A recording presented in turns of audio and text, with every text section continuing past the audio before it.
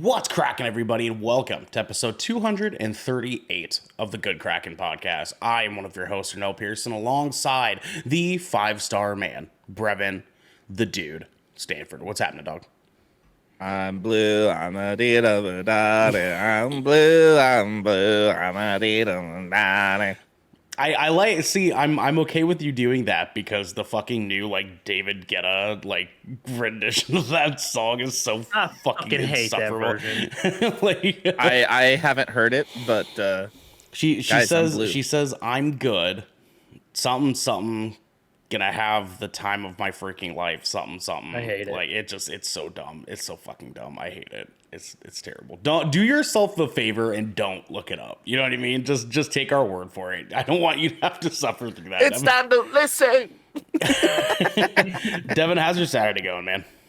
It's good. I signed my lease for my new house this morning. Yes. Yes.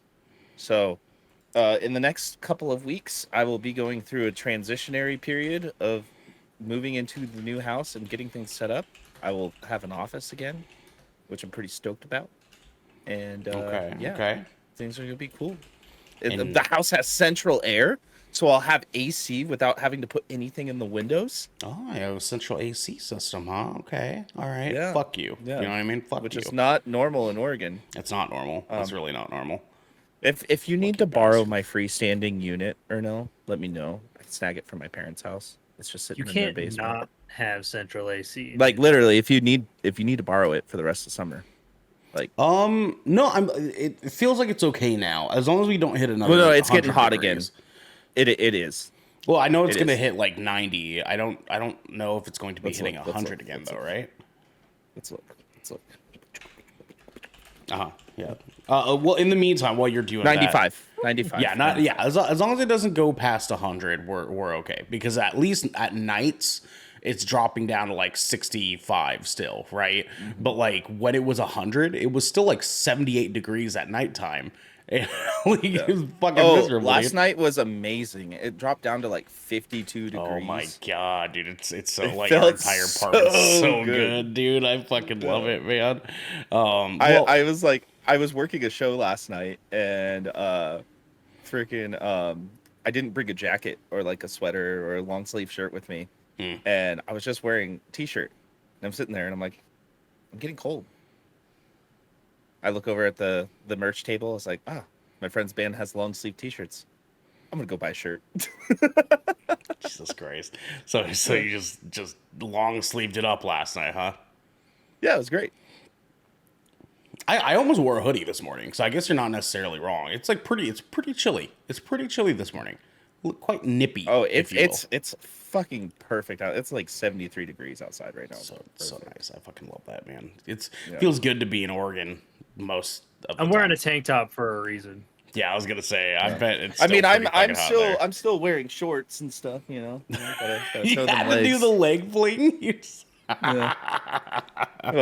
What's Well, Devin, I am happy that you are now financially obligated to somebody else, but somebody who is not financially I've always been obligated. financially obligated to other people. Always. A man that That's we what have being an adult is. that is only financially obligated to his wife is our wonderful. He's still the little financially obligated to someone else. snack king At least himself. that one was voluntary. I guess yours was voluntary too. Mine's got way more perks though.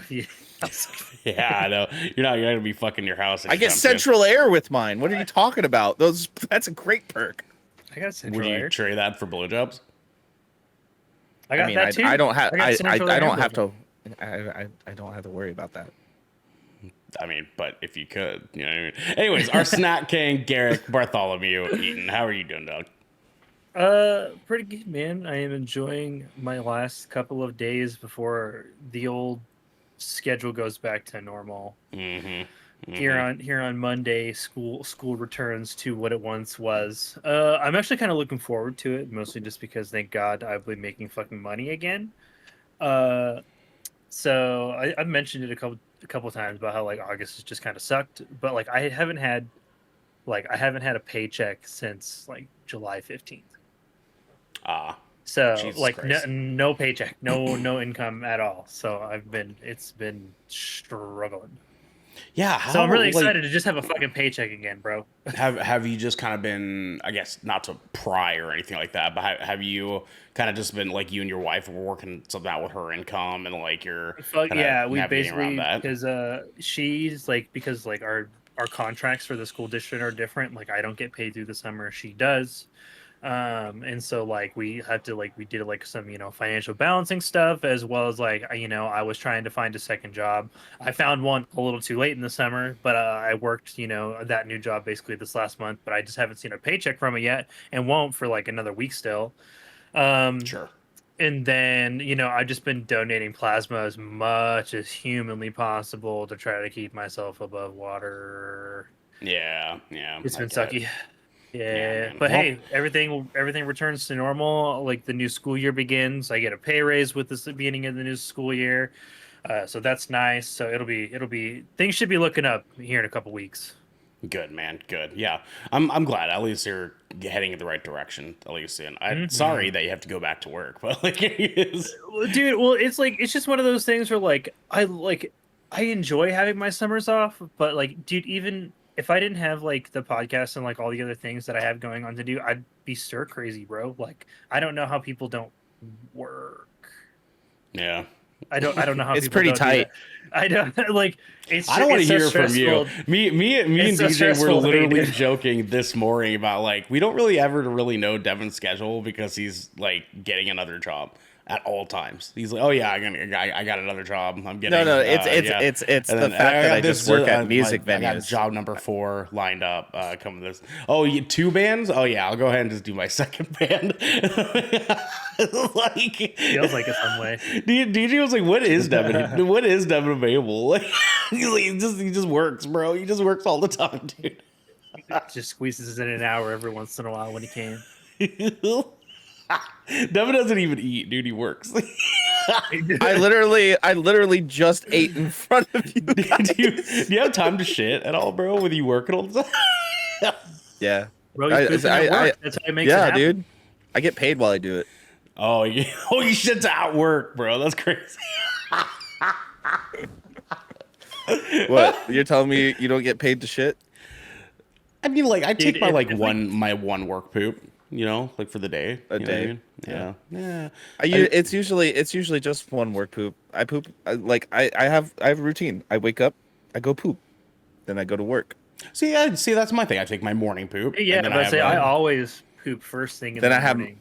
I have That's a like good way to my start the day. I have Yeah. like my midday poop. That's usually it's like about 2 or 3 o'clock. It's like gotta go poop again. Yeah, come yeah. home. That's about mine. I do my thing, and I either stay home and do this thing with you shitheads, and then I poop after the podcast, and or I go work at a venue, and then I Poop just there. poop when I get home. Just poop there. Job number 6. You poop at job number 6. I only have 3 jobs right now, I only have 8 jobs, dude. and The fact that actually you 2 even of feel them. the need to have 2 of three them- is ridiculous. No, 2 of them I consider just one job. They just happen. It's the same thing, just at 2 different locations. 2 of them are just actually 6 jobs. Bro, they're being taxed separately. That's a different job. Damn, dude. Devin out here working 9 jobs, bro. It's crazy. You're crazy, bro. I just keep adding another job because that's how That guy- quickly he has that's how 9 jobs. quickly Devin gets jobs. He's Yeah, he's literally getting job offers like as we're doing the episode right now.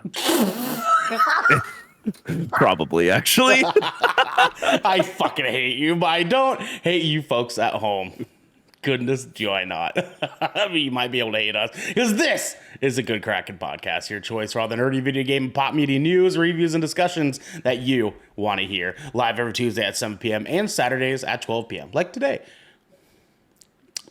If you're on this wave, can head on over to our Discord channel where you What was that pause? where you can submit questions and topics to the show, get exclusive post-show content, and soon have early access to episodes before they go live on podcasts and video services across the digital sea.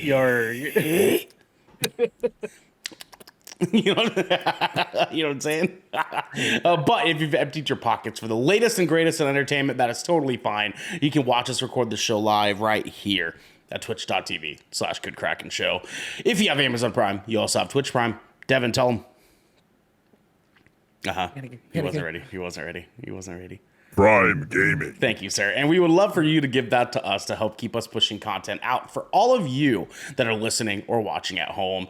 But you can also support us by going to our YouTube channel, clicking that beautiful bell and big red button, or by subscribing to our podcast channel by searching Good Kraken with an exclamation mark and leaving a review there.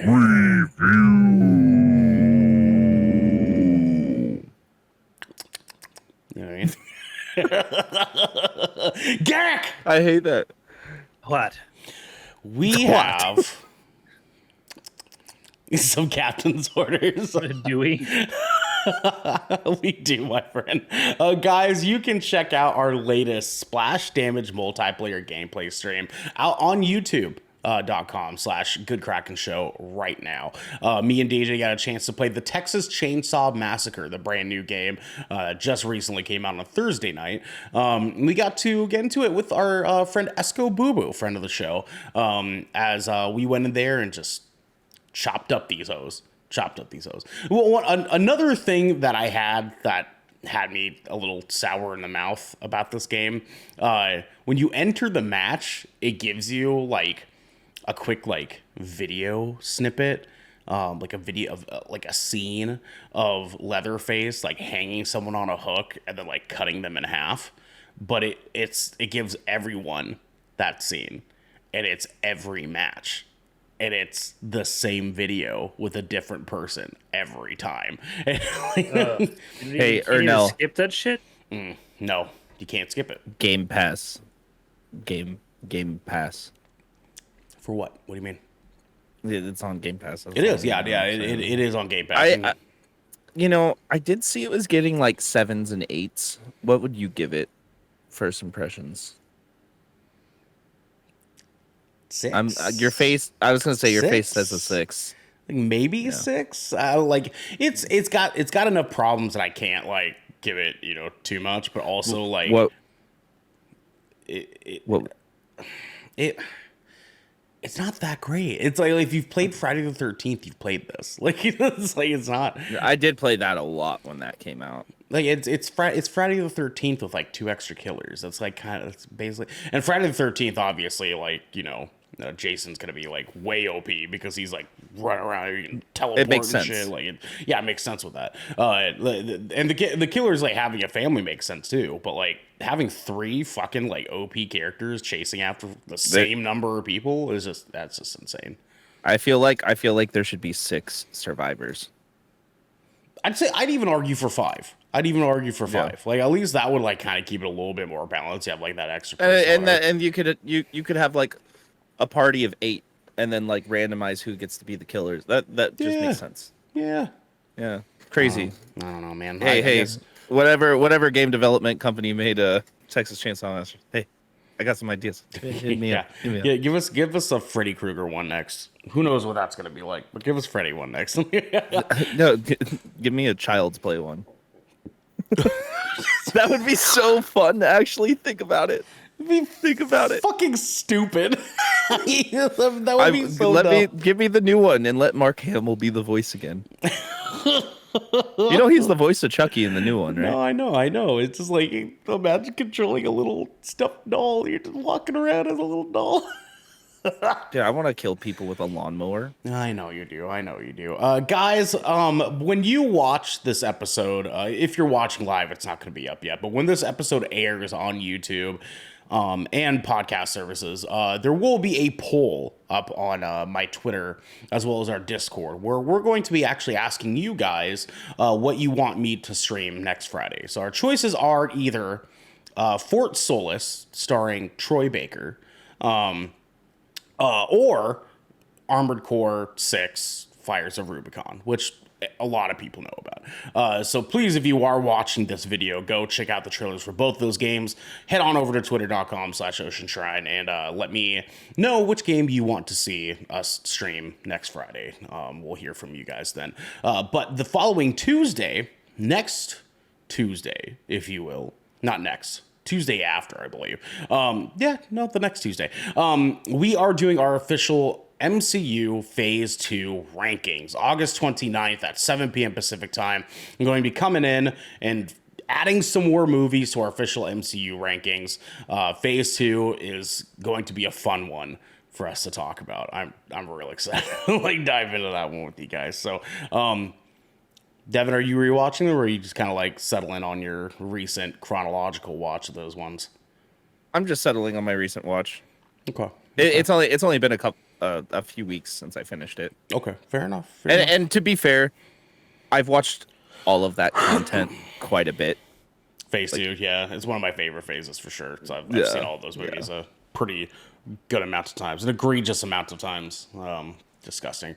But that concludes our captain's orders. Garrick, my man, can you tell the people at home what we're doing next? Absolutely. It is a review episode today, which means we're cutting out that fluff shit. So you better protect your neck. We're headed straight for the gallows. The gallows, protect your neck. Protect your neck. Guys, today for the gallows, we are talking Blue Beetle. Baby. God damn, it feels good. Jaime Reyes suddenly finds himself in possession of an ancient relic of alien biotechnology called the Scarab. When the Scarab chooses Jaime to be its symbiotic host, he's bestowed with an incredible suit of armor that's capable of extraordinary and unpredictable powers, forever changing his destiny as he becomes the superhero, Blue Beetle. I'm fucking excited to talk about this one with you guys. Goddamn, son. Ladies and gentlemen, thadies and thens, we have some wonderful information here for you. Released August 18th. I have a box office update. Did you? Because I checked it this morning. What's it now? 25. Oh, really? After last night's showing, so okay, cool. Directed by Angel Manuel Soto, a budget of $120 million and a box office apparently of $25 million, including Friday night showings, and a runtime of 2 hours and 7 minutes, and that felt good. That felt really nice, actually. It did. Yeah, I did not need it to be any longer than that, though. It was solid. No. We'll get into it. It did its job. But also, Esco, thank you for the hydrate. Thank you. Yes, Esco, maybe not. It wasn't that There busy, was probably maybe 20 to 30 other people in our theater. Yeah, I mean, we did go on Thursday night rather than Friday, so that might have made a difference. But yeah, no, our theater wasn't that. Actually, me and Devin went into our theater, and we were the first ones there. And then the screen was still black, like 5 minutes before the movie showing. Yeah. We were like, "Whoa, this is weird." Yeah, and people didn't even really start walking in until like the trailers started. It was weird. It was weird. It was also Thursday. It was Thursday. It was also Thursday. Yeah, no, 100%. And that was the second latest showing of the night. Goddamn, baby. On a Thursday, so I'm pretty sure people went to the other two showings. There was like one at like 6 something and one at 5. Probably more than likely. The Beetle test is a measure of representation of women in film and other fiction. The test asks whether a work features at least 2 women who talk to each other about something other than a man for more than 1 minute of screen time. Does Blue Beetle pass the Beetle test? Surprisingly, yes, it sure fucking does. Because who thought having many women in a movie would allow you to have them have conversations about something other than a man? hey, respect the Nana. Yeah, respect the fucking Nana, dog. That's for goddamn sure. Guys, let's move into a few fun facts that we have for you guys. Some fishy facts, if you will. I just came up with that off the noggin, you know what I'm saying? Give it to me, Garrett. Pound. Boom. No. There you go. DC Studio CEO James Gunn, who was hired after the film's production, stated that while the film is set in the DC extended universe, it is ultimately quote-unquote disconnected from the universe. Furthermore, he intended to incorporate Blue Beetle into his upcoming rebooted DC series, with Sholomar Duenya reprising his role. Yeah? Duh. I mean, like, I don't know. Like we'll get into it. I'm not going to dive too deep onto that right now. But anyways, it was a deliberate decision to have the Reyes family witness Jaime's transformation. Angel Manuel Soto had felt that Latino families were very nosy and boisterous, while also showing that family is our superpower to some extent. Which is funny as shit because I mean, like, as far as all my Latino friends, yeah, their family is very up in everybody's business and their family, so like, that totally makes sense. Let's go Latina power, yeah, hell fucking yeah, let's go. In the comics, the Reyes family lives in El Paso, Texas. In the film, they live in an original location, Palmyra City, Florida. Angel Manuel Soto wanted the Blue Beetle to have his own town, like Batman's Gotham City and Superman's Metropolis. He described the town as a quote-unquote Latino metropolitan, inside of the Florida town of Miami, and the works of anime writer-designer Katsuhiro Otomo as an influence. Which you can definitely see. Neo Tokyo and Akira, by the way, for anybody not familiar. Thank you. It's a very flashy, neon lit sort of city design, and you see it in the movie wholeheartedly. Oh yeah, absolutely, and it did feel right for that. But again, we'll dive into that a little bit more wholeheartedly. Actually, right now, let's fucking get into it, gentlemen. Let's finally talk about it. Oh, Devin, yes. This is per IGN. Henry Cavill was recasted as Superman. What's the date on that? August 18th, 10/20.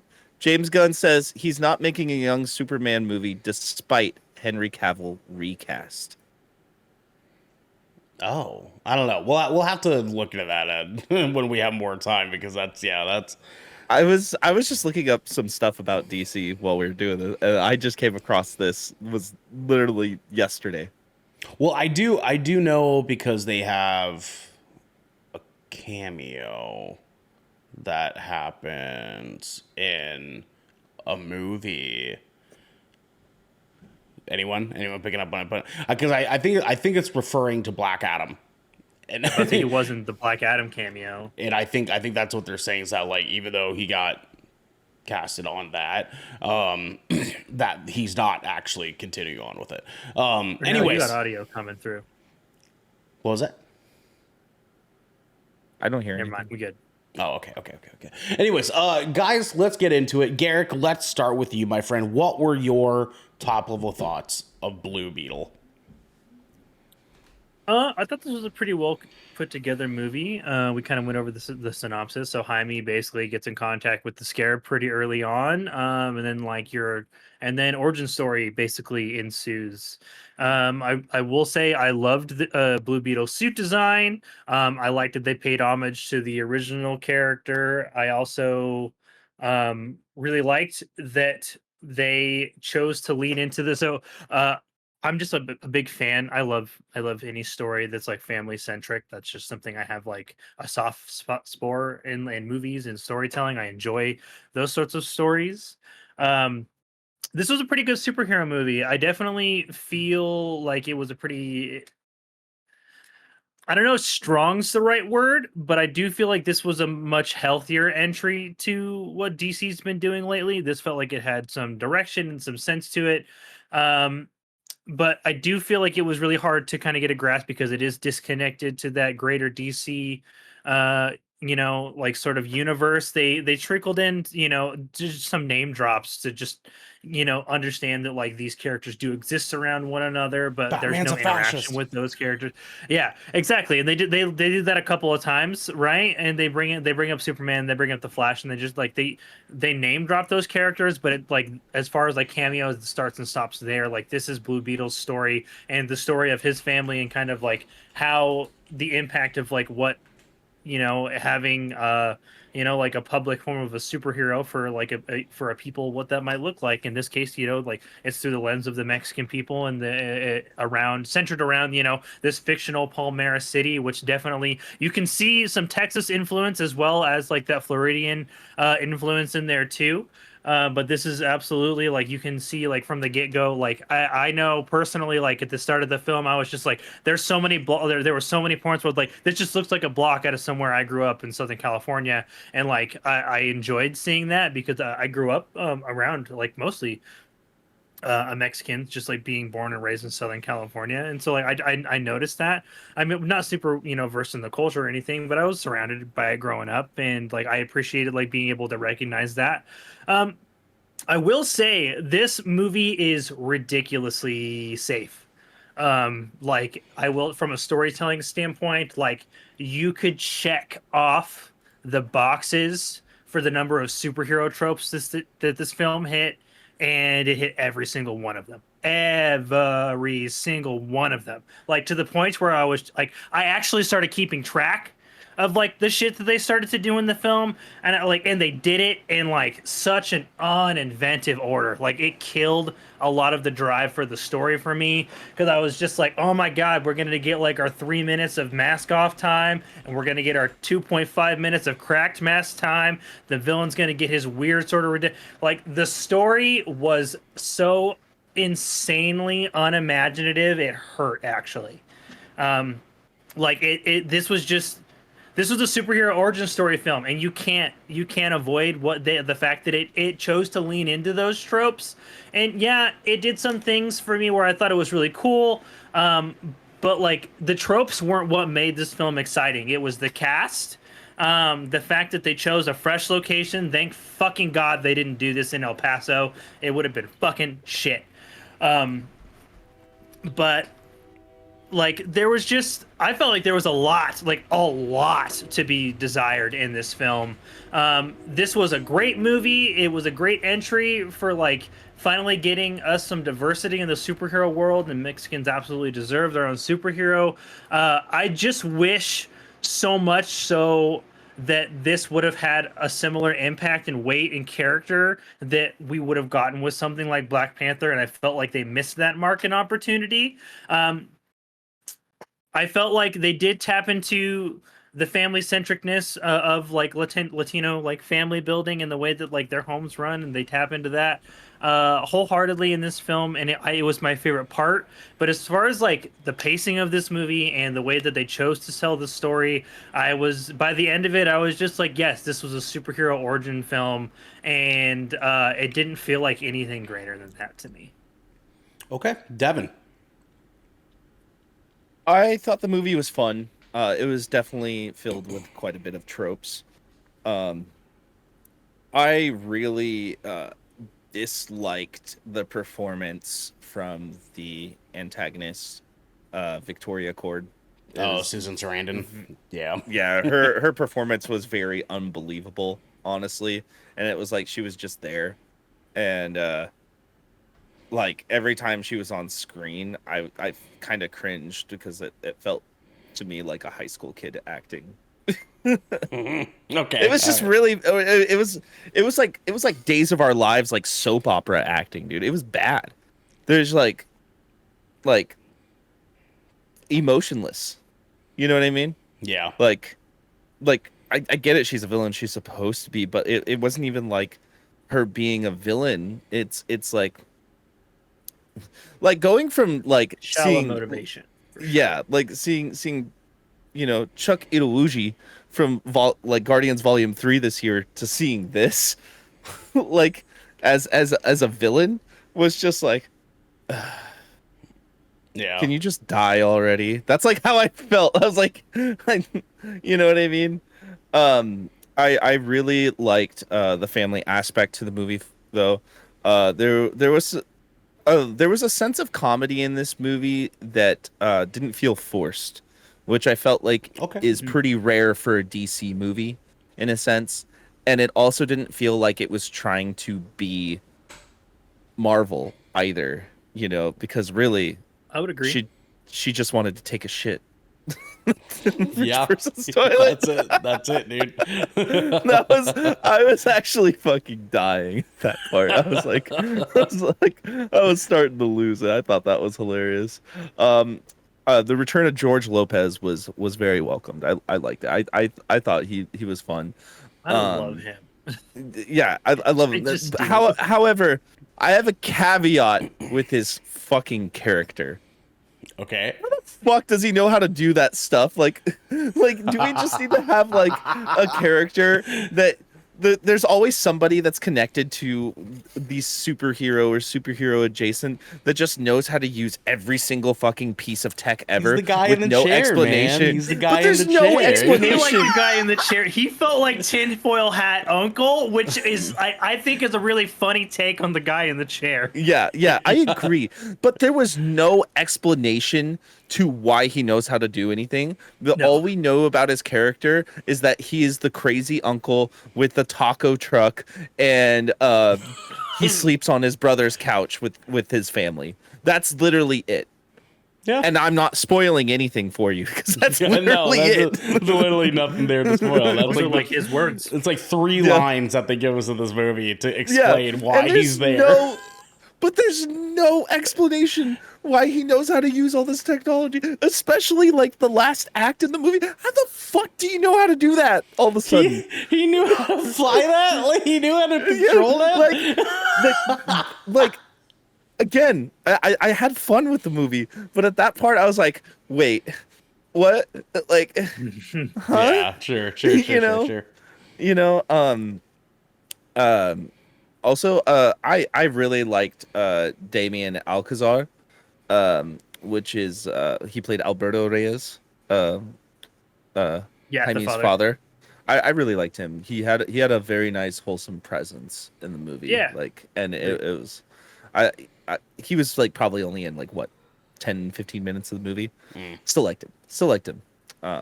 I felt like they actually built enough of a connection there, for that point to matter, you know. Sure. There were some of the movie, and I think this is just because I remember him as Miguel from Cobra Kai. There's some of the cinematography work and some of the acting did feel very like TV-y, you know, at times, like made for TV, if that makes Sure. any sense. Sure. The CGI for the city was really bad. Like really, really bad. It felt like watching like Blade Runner, but not. It was too smooth. That was, You know- I felt like it was too. Everything looked too polished. You know what I had Right. told her, Nell?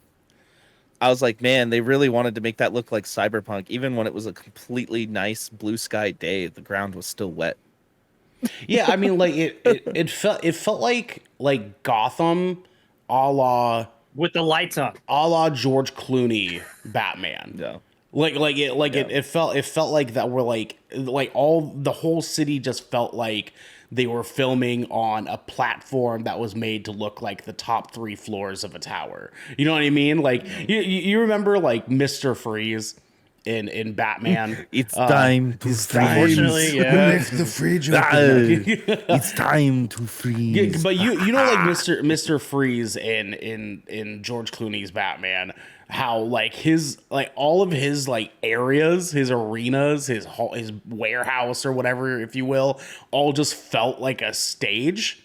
It just felt like a set. That's kind of what the city sort of felt like in this. Like it just was various sets throughout the course of the movie. So I get where you're coming from. Which is exactly what it was. Let's be honest. Yeah, you know? no. But- Yeah, but like, but the point of set building, Yeah. right, is to make it feel cohesive. I actually, I noticed this too, and I felt like the worst part where like that felt like, oh my god, this looks like a movie plot is like specifically, or a movie set piece, excuse me, is like when they zoom out and like the Reyes like house is in a state, right, and like they kind of pan back and give you like a rest of the neighborhood, and you're like, this doesn't look like anybody's neighborhood ever. It feels like the neighborhood in WandaVision, right? Like, Yeah, it feels like that too, like that uncanny valley white picket fence, but in WandaVision it felt like they did that with like an on purpose, and this like it felt like they just did it accidentally. Yeah. Right. Yeah. And you're just like, it didn't quite work, especially because they were trying to like build such a community family centric thing, and then like I laughed audibly when all of the neighbors showed up to help and they all filed from the single direction. I was just like, were you guys all just waiting at one person's house to be like, well, wait till the Reyes show, and then everybody flood the streets? Like, Yeah. like there was just some weird plot points where like you could tell like you had to distend a little bit of disbelief just for the sake of it being a superhero movie. Continue, John. Yeah.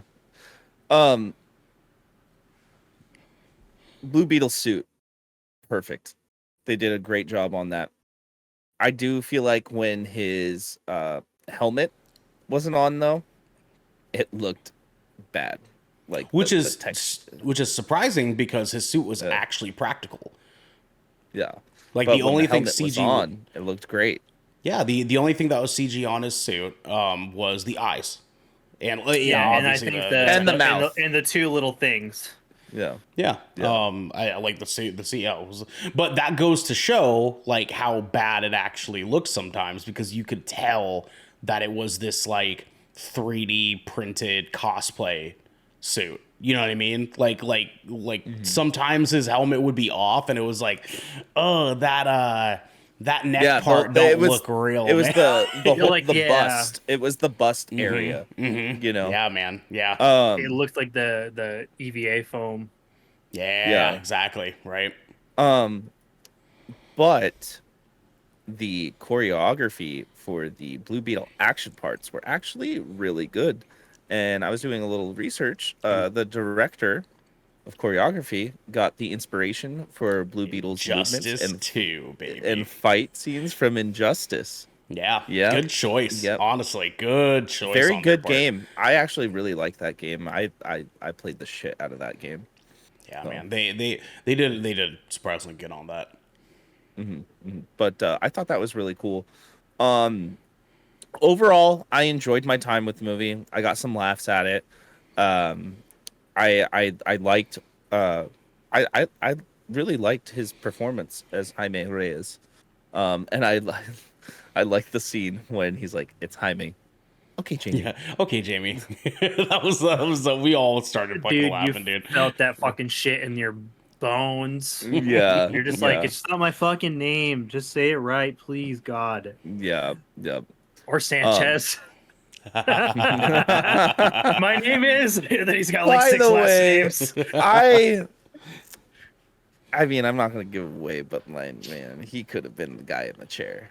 Let's be real. Yeah, he could have been guy in the chair. They kind of did him dirty. I would have accepted it, but yeah, they did do him dirty. God damn, that was rough. Yeah. Yeah, man. So I guess I'll start with the problems I had with this movie first. Let's start there. So Iron Man 2 for Mexicans. This movie had some issues that I think are blaringly apparent. It's not going to be hard to kind of like catch them.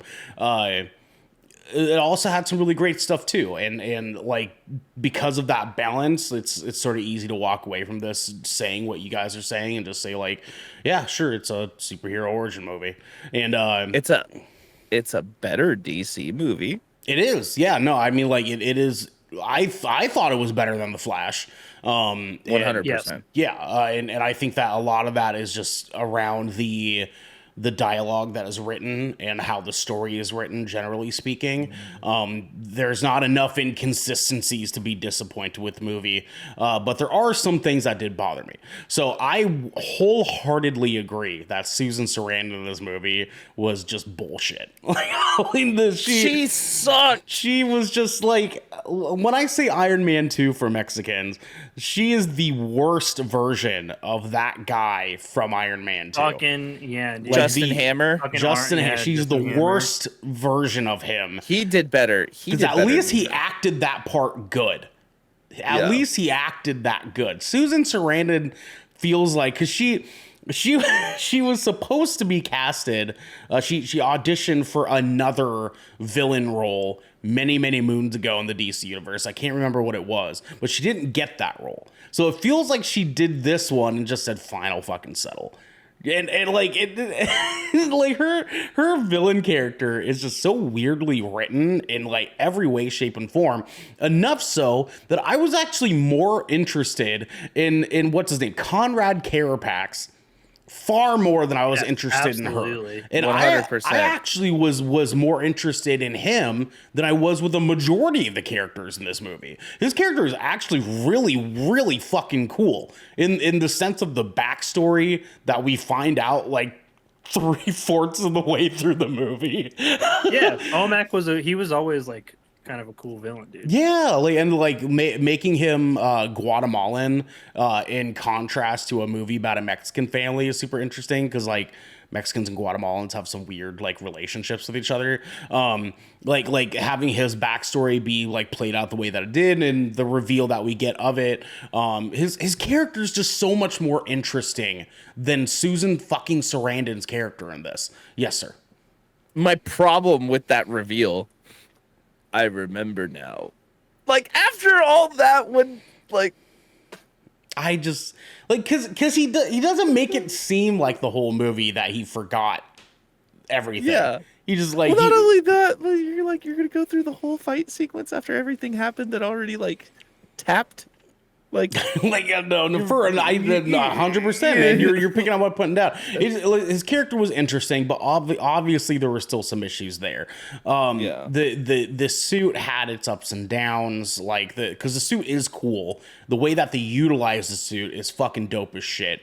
There's just some weird like off and ons when it came to that like had me, and you guys know, like I am just nitpicky as fuck when it comes to the CGI in some of these superhero movies sometimes.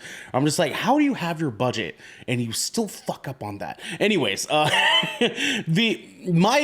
of my like little gripes that I have here, the family dynamics are fucking stellar in this movie. They're so fucking good in this goddamn movie that like it feels good for the origin story. However, I'm fucking laughing this entire goddamn movie because Jaime refuses to kill anybody throughout this whole movie. His family, on the other hand, are 100% okay with murdering anybody in their way. I don't understand that weird contrast change, hey, guys, dude. guys. Yeah, That fucking dude is dead as shit. like There's no way that scene, because that was the scene I was just like, that guy's dead as fuck. yeah. Like, he dead. Or Nana. Down with the appearance. That's what I mean, man. Yeah. Like how Motherfuckers died. like I don't understand how like they were so inconsistent and like didn't really make it a point of like him not wanting to kill people because like it didn't feel like that was a real decision that he was consciously making after. It was just there because he was a superhero. It's there because he's a hero and he's a kid and he wouldn't feel right killing people. But Also, like there's like zero explanation outside of that. Yes, sir. I need to go take a walk. Doesn't walk anywhere. That scene was very emotionless and unbelievable. I mean, like, yeah, and see that's the thing is that like there's the stakes that they have in this movie are safe.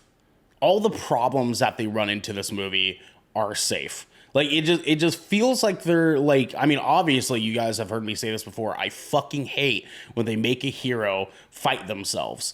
And this was just over the line enough of not exactly himself that I was okay with it, but it was pretty much the fucking same thing. And it was just a safe, typical superhero origin movie. That is really fucking funny a lot of times because the comedy in this, as you guys were mentioning, feels very original for DC. It feels very fresh and like it didn't necessarily for a piece of DC content that is not Peacemaker.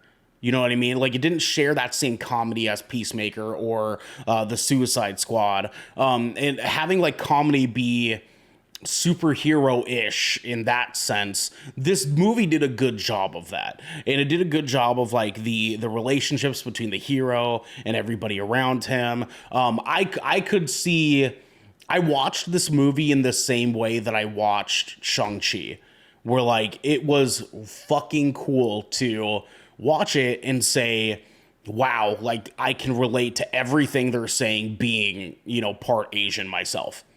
And I can see that relationship with viewers in this movie. If you are Latino or you are, you know, Mexican, you will find some way to attach yourself to Jaime Reyes in this, because you can sort of empathize with his relationship with his family. And that was cool enough that I was able to give this movie a lot of leniency, because they did so well in talking about his relation with his family and having them be present and not just feel like filler characters. They're there. They're present. They're goofily written. A majority of them are like super weirdly written in the sense of like, why are you like here? You know what I mean? Like, why are you doing this right now? But they all feel like characters, individual characters. And that's something that we worry about a lot with like a lot of superhero movies when they do have their family involved, is are they going to make each individual family member feel like their own character? That's why we like Black Panther. That's why we liked the original Spider-Man movies. That's why we like those stories, because each one of those family members that are involved in it ultimately don't just feel like an NPC. They feel like their own person. I would maybe argue that the mom in this kind of still feels a little NPC-ish. Like, she doesn't really do a whole lot in this movie. But every time that you have a scene where they're like at the dinner table or they're together, they all feel like different characters present at that scene and in that moment. The choreography in this movie, like Devin mentioned, is super fucking sick. I think that like the only issues really that I had was just the goofy kind of fucking writing. Their goofy writing in this held this movie back because they were trying to be safe. And I wish they would have just like decided to just say, no, like this movie is going to rival Man of Steel. It's going to rival The Flash. It's going to rival Aquaman. And like, that's what I wanted them to do, is say like, we're going to make this movie be the best origin movie that we have in the DC universe, a la, you know, cinema. And give that to people that way. And instead, it just kind of felt like dumbed down Black Panther. And that's fine in a lot of different directions, but because they weren't willing to like take risks, it just has a lot of tropes. It's very cliche. Like it felt like watching Iron Man 1 again. It felt like watching Captain America again. And at least those movies had some Marvel to them, but like, I hate that. I know. I'm sorry. I had to. They had awe to those movies. You know what I mean? They had awe to Man of Steel. There was awe to Wonder Woman, and seeing those stories play out. But this movie kind of lacked some of that awe. Like after his initial suit like thing happens in the house, and because that was visceral as fuck. That was like, that made my like skin crawl. Like when that scene happened, like that his was first good. transformation. That was really as fuck. It was so fucking good. Really good. Having his family be like, what the fuck is happening? Like freaking the fuck out was such a good fucking choice. But the rest of the movie lacked the same level of like, oh shit, like for the rest of the fucking movie. Like there was no more oh shit. At least Man of Steel, the oh shit was like General Zod coming down. You know what I mean? Wonder Woman, the oh shit was all that shit falling apart. You know, like we see Captain America and Iron Man, like I mentioned earlier, the oh shit there was finding out about Obadiah saying he built their suit in a cave with a box of scraps. The highest stake in this film, like the highest, there were two moments, right? There's one high stake with his family, and there's one high stake with Jaime himself. Mm-hmm. But the stakes never they never outgrow him and his personal circle. Like the city's never, like you never even feel like the city become at risk in this story. Right. It doesn't feel like a city-wide threat. It feels like a Jamie threat. This is if you will. Jaime. It feels like a Jaime threat. It's very personal. It doesn't feel worldwide. It doesn't feel like a worldly threat. And in some cases, that's super refreshing. Like we see that all the time in Marvel now. And we talk about how like it feels nice to go from this massive galactic threat all the time and then kind of get more of a grounded story in Hawkeye and Captain America and the Falcon and Winter Soldier, excuse me. And having those in contrast with each other is like really, really cool because we went from this massive galactic threat, this universal threat of spaceships and this, monsters coming down from fucking space and stuff. And then going to that. In this, it feels weird and off-putting because we had that in a lot of prior DC movies where we're going against gods, we're going against monsters that are like massively more powerful than anybody else in the fucking universe. And then now we have Susan Sarandon. And it's like that doesn't feel good to me. I think if I may, like what kind of happened, this is what I think is like they're trying to like DC is like obviously they're under new leadership, they're shifting things, are kind of like they're pivoting to try to find a new path for themselves, and as far as like in the superhero cinema lane, because like DC Comics like regardless of your opinion on their films, we're not done getting DC movies. There is a market for these, right? And it's just they need to figure out what they want to do to make them good. And I think shifting to the like downscaling their story to make it personal is great. I think in tandem though, they just need to upscale the quality of their writing to make it so those personal stories actually have some weight and impact, and we want to feel invested in those characters on a deeper scale than what we're kind of getting on the silver screen. And and in contrast, like we were able to get those cooler MCU stories on this, on a smaller screen where we had 6 or 7 episodes, sometimes even 10, to stretch out that character building where like we just kind of lack that like here in that 2-hour runtime. But you could even feel for sure like there are ways and spots where they could have like dialed in some more of the writing to, or at least just tightened up just dialogue sequences. I even really just feel like if they just would have just rewritten some dialogue sequences to make it feel more genuine or more real, I feel like that would have elevated a lot of like what this film was trying to do and what it was trying to say and where it was trying to go with itself. But yeah, DC just needs, they haven't figured it out yet again. Yeah, no, unfortunately not. So I guess really I don't want to beat this dead horse, for too long. I guess the last question really that I want us to kind of like go over before we get into our, scores and final thoughts here. We know now that Blue Beetle is supposed to be a part of this James Gunn DC universe that we're about to be diving into head first.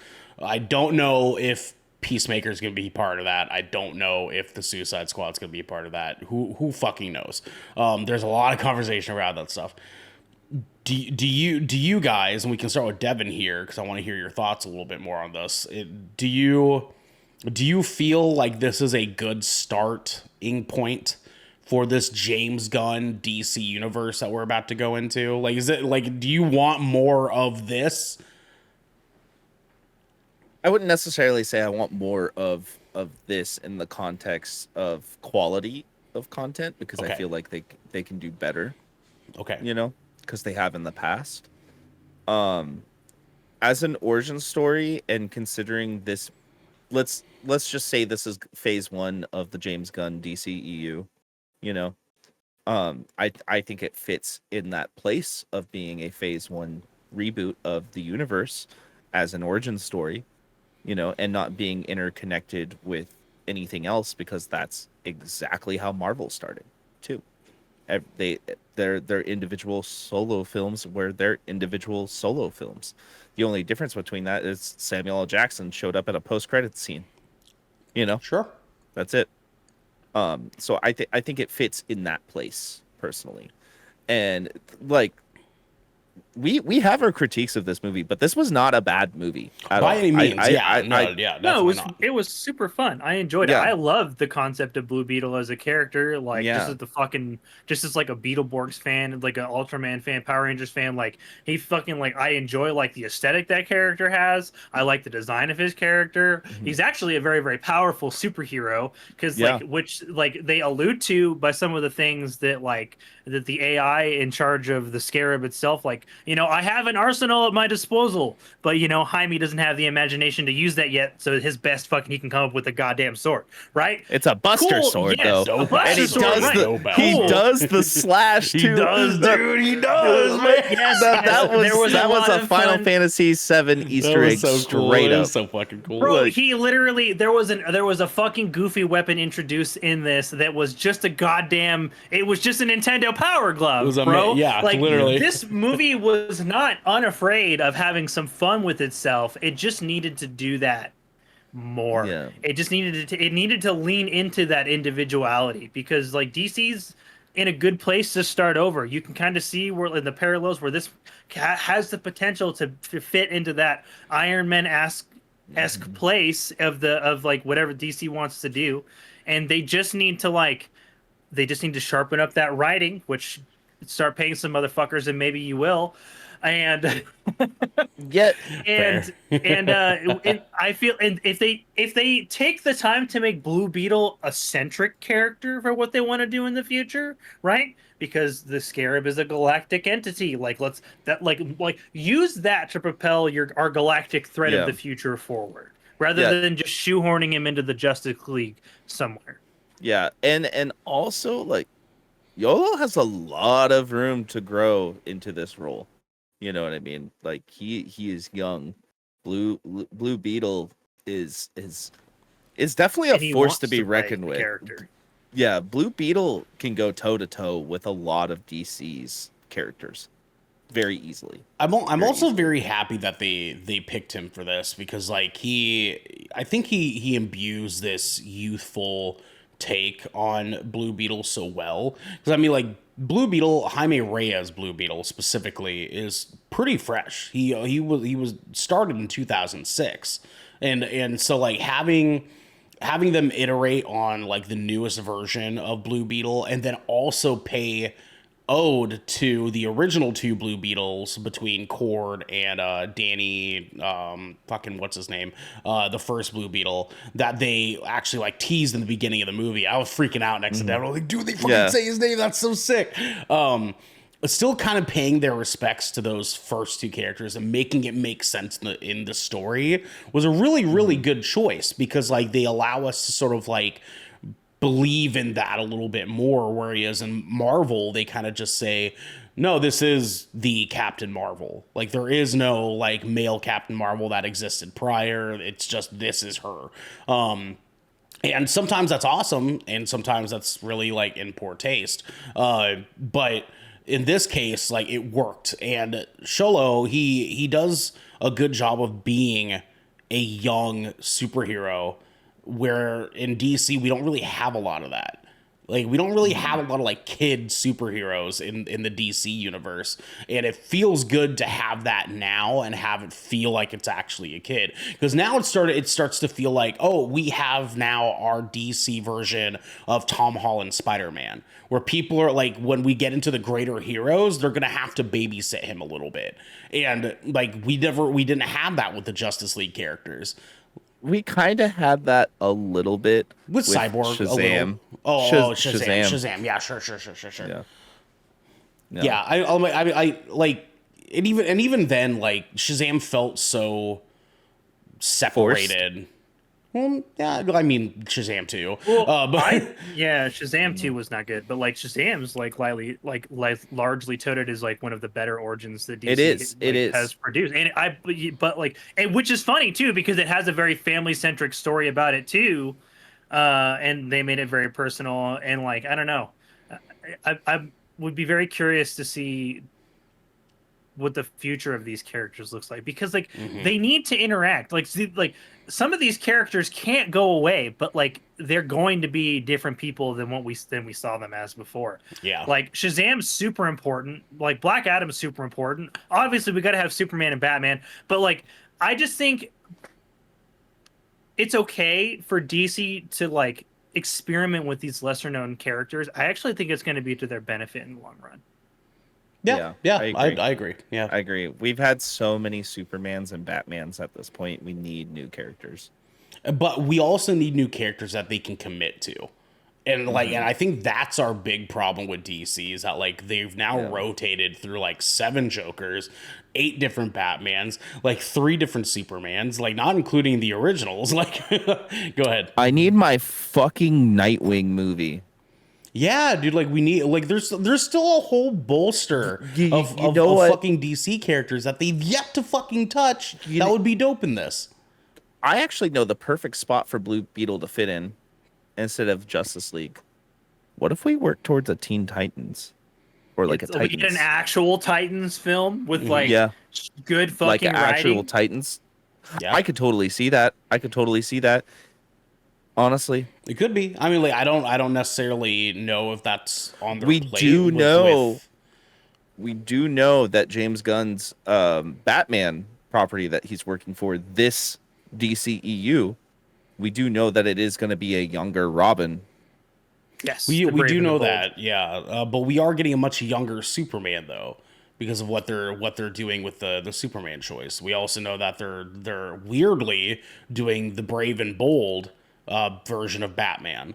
And like that, and that's not necessarily a young Batman. Like there's a lot of weird choices that like we know that they're kind of going after, and who fucking knows at this point? Listen, You know what I mean, like James Gunn's creative mind is very good.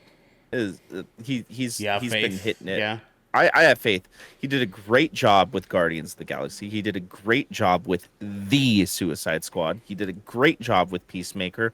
Also, there was that, like, it almost kind of mocked the Justice League, but Brightburn, that movie he did with his brother Sean, that was even really good for what it was. It was pretty good. That was a pretty good movie. He knows these kinds of stories in and out. You can tell that he grew up with a love for comics, and I think he has a plan that as long as Yeah, he Warner does. He's Brothers bringing can, back Constantine. He knows what he's doing. yeah, Yeah, I fucking, like yeah. as see how long that as goes, Warner though. Brothers find with Keanu Reeves, by the way, as long now. as yeah. Who As knows? long as Warner Brothers can stay afloat and fund his projects that he's working on, because I feel like that's the biggest factor to worry about is Warner Brothers itself, not James Gunn. Yeah. I'd be more concerned about that aspect of That's everything. fair. That's fair.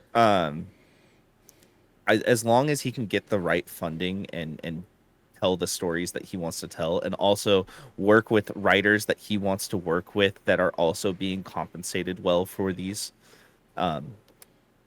movies, then I think we can have a good DCEU. But the only problem is I don't think we really get the full effect of it for at least another, like, 6 years. dare I say, like, yeah, I was gonna say like 8. Yeah.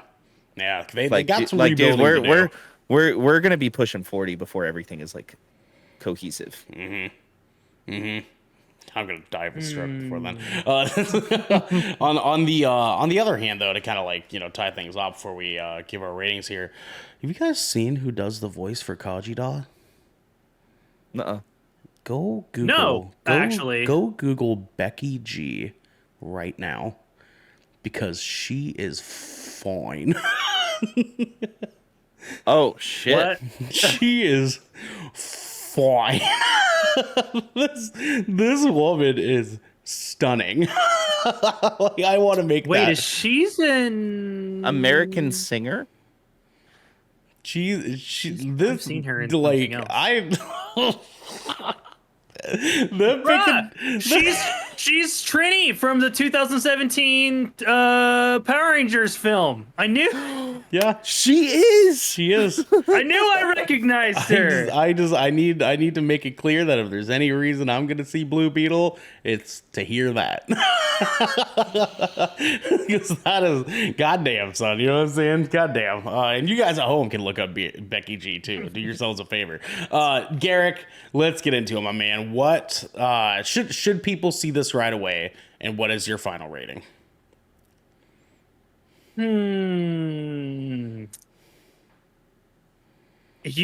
Okay? There's some. I do think you should see this right away. Actually, just Okay. I do. Okay. Just because, like, I firmly believe that we should be giving other cultures and their superheroes the respect that they deserve. I was mildly disappointed that Jaime and his family and their characters didn't carry the same weight that those of Black Panther did. But I do not believe that is the fault of the cast or the characters themselves, and more so just the fault of just some weak writing. I really enjoyed the way this film presented, and like it being like our first primary like Mexican Latino led superhero. This was a good entry, and I feel like it would be a disservice to tell people not to go see that because if we don't support that, then we're not going to get more diversity, and we're not going to get these cool sorts of like heroes if we're not. I really do believe that, like, despite this being not the greatest film out there, like, we should absolutely be acknowledging like the just fucking awesome cultures in cinema, period. And I believe this should be seen because of that. So I will say that. As far as my rating goes, I enjoyed it. It was a fun film. At the end of the day, this felt like, a fairly safe superhero origin, and so because of that, I'm going to give it a 7.5. All right. Devin, should people see this right away? And what's your rating? I definitely think that due to the highlight of the Latino culture, it should be seen. I feel like especially if you're not a person who has ever been exposed to that. I know I've grew up with friends and stuff like that, and I've been around that myself, especially being from Milwaukee. You know, Not Milwaukee, but Milwaukee. yeah, But yeah. Oregon, Milwaukee. Yeah.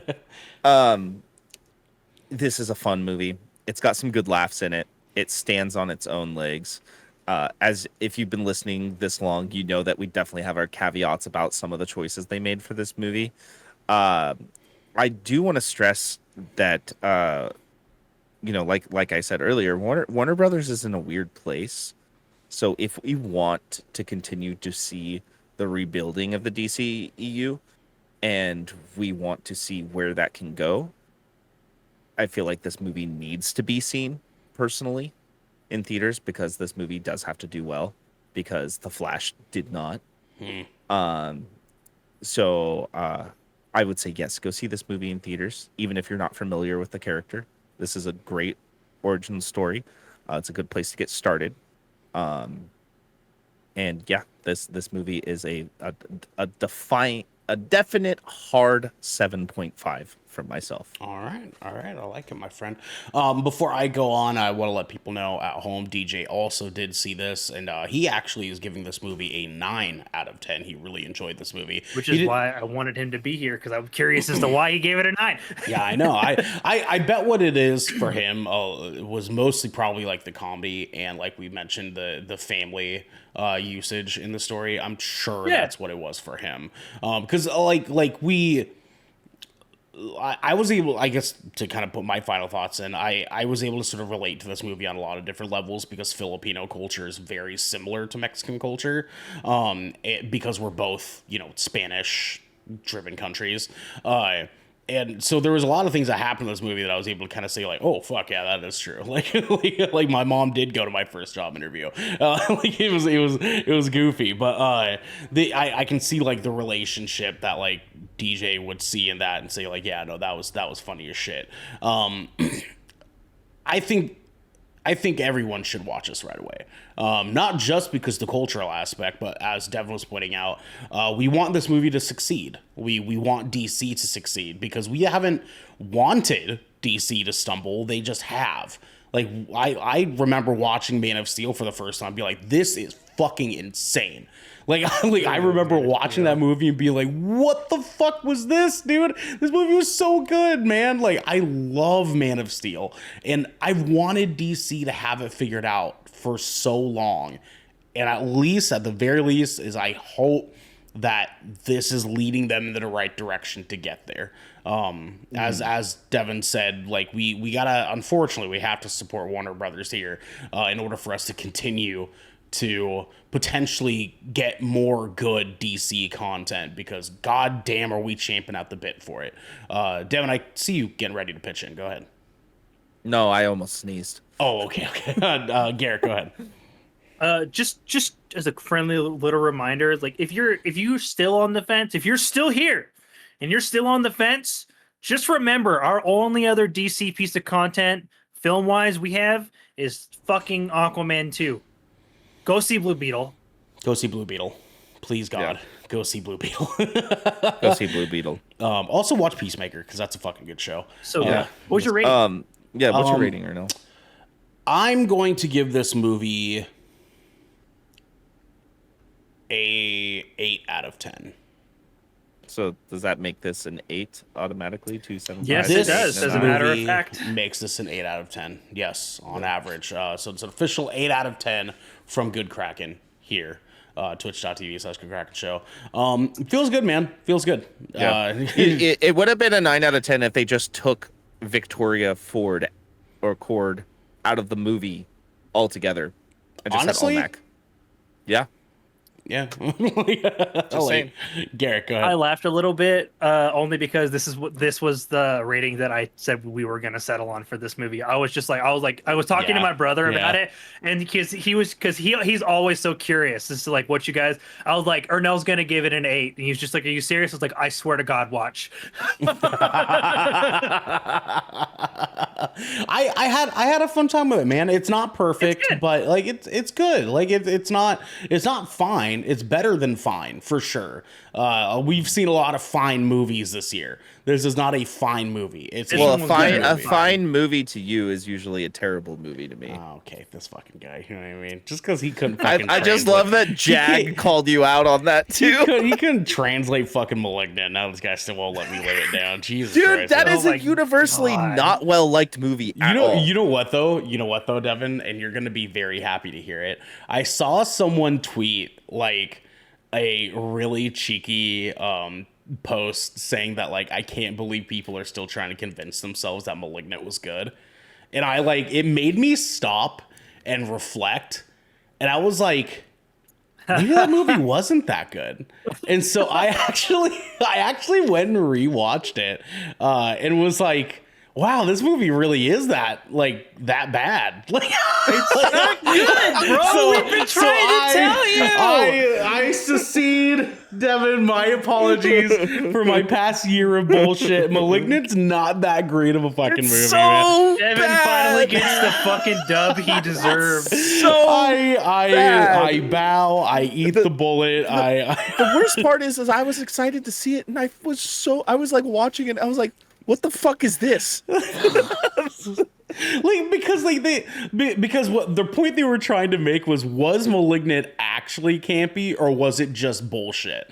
And I was like, that's a fucking good point. And so I rewatched it with that in mind. Was like, wow, this is bullshit. It's bullshit in the same way the new Scream movies are bullshit. And so you better be happy that the new Scream movies came out, because those movies fucking suck, dude. I saw the trailers and I was like, nope. The newest Scream is actually not too bad. But the one before that was, oh god. me and Genesee tore that one a new asshole, dude. Also, Jag made a stab at Army of the Dead to Ernell after the movie.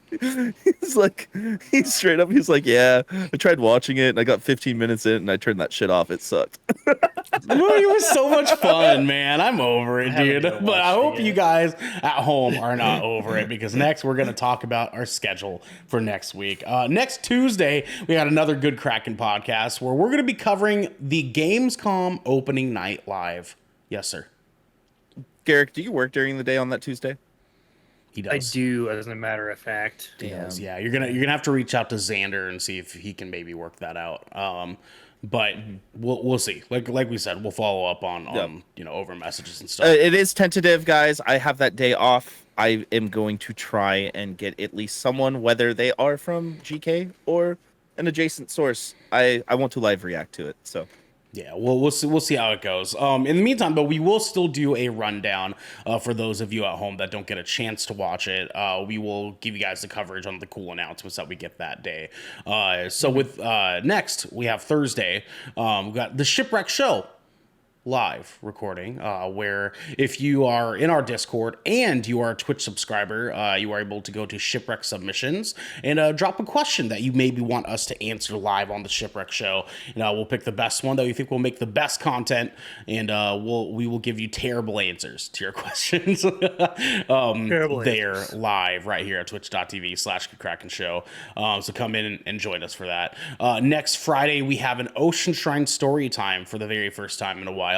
And we, like I mentioned at the beginning of the episode, are undecided right now currently what exactly I will be streaming. When this episode airs on YouTube, you will be able to go to my Twitter, twitter.com/Ocean-Shrine, and I will have a poll there that you guys can answer, along with a couple of trailers you guys can watch for both Armored Core 6 as well as Fort Solis. That will be out on Tuesday, and you guys at home can decide which one of those you guys want me to play next Friday.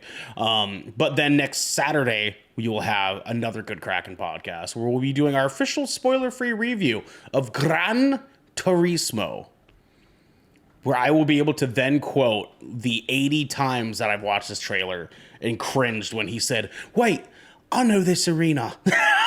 I played it 1,000 times." He says it like drive it my way 8 fucking times in the goddamn trailers. I swear to God. Maybe he doesn't. I've just seen the trailer so many times now that I'm like, oh God, I hate when he says that. It's been the same trailer for a long time. For a fucking hot minute now, man. I'm fucking over it. But we will be doing a review of that movie on Saturday at 12 p.m. Eastern time, while the rest of the content is at 7 p.m. Pacific time. Did I say 12 p.m. Eastern time? I meant Pacific time on Saturday. So, guys, please let us know your thoughts on Blue Beetle. Let us know if our 8 out of 10 was worthy to you, and let us know why you're going to be watching Blue Beetle 2, because Becky G will be voicing Kaji Da again. Because that's Will she though? that's why I'm seeing that. That's for goddamn sure. Anyways, guys, this has been the Good Kraken Podcast, your choice for all the nerdy video game and pop media news, reviews, and discussions that you wanted to hear. Live every Tuesday at 7 p.m. and Saturdays at 12 p.m. right here at twitch.tv/Good Kraken Show. If you enjoyed the show, you can head on over to our Discord channel where you can submit questions and topics to the show. You can get exclusive post-show content, and soon you guys will have early access to episodes before they go live on podcasts and video services across the digital Beetle. Yark. Thank you, sir. Yarg. You can also support us by going to our YouTube channel by clicking that beautiful bell and big red button, or by subscribing to our podcast channel by searching Good Kraken with an exclamation mark and leaving a review there. Review. We have to get going, everybody. But until next time, my friends, Becky G, call me my girlfriend.